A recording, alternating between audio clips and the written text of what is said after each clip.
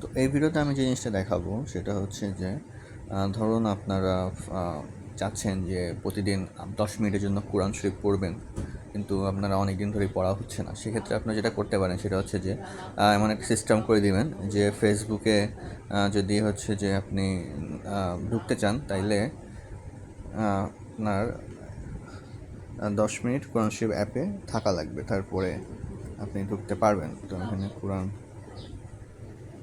Next লিখবেন, তারপরে block list দেবেন, তারপরে এখানে যে অপশনটা আছে,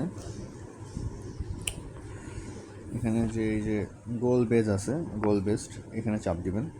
চাপ দেওয়ার পরে এখানে হচ্ছে 10 মিনিট সিলেক্ট করবেন, 10 মিনিটের জন্য কোরআন শরীফ পড়তে চান তাহলে এখানে, তারপরে হচ্ছে যে এখানে এই দুইটা অন করে দেবেন। দেওয়ার পরে কোন অ্যাপের মধ্যে, অন অ্যাপে যেখানে সিলেক্ট করবেন এটা ক্লিক করবেন। করার পরে এখানে চাপ দিলাম, দেওয়ার পরে এখানে এই যে মানে আল কুরআন, আল হাদিসও দিয়ে দিতে পারেন, বা হচ্ছে যে মুসলিম বাংলা অ্যাপ আছে, মুসলিম বাংলা, তারপর হচ্ছে যে ইসলাম মুসলিম, এগুলো অ্যাড করে দিলেন। তাহলে এখানে 10 মিনিট থেকে বাড়ায় 20 মিনিট করে দেন, যেহেতু বেশি অ্যাপ অ্যাড করছেন। তারপরে হচ্ছে যে নেক্সট, তারপরে ধরেন আপনি এখানে লাইট, ফেসবুক, আর হচ্ছে যে ইউটিউব, এক্সেট্রা এক্সেট্রা, হ্যাঁ নেক্সট দিলেন, তারপরে সেভ দিলেন।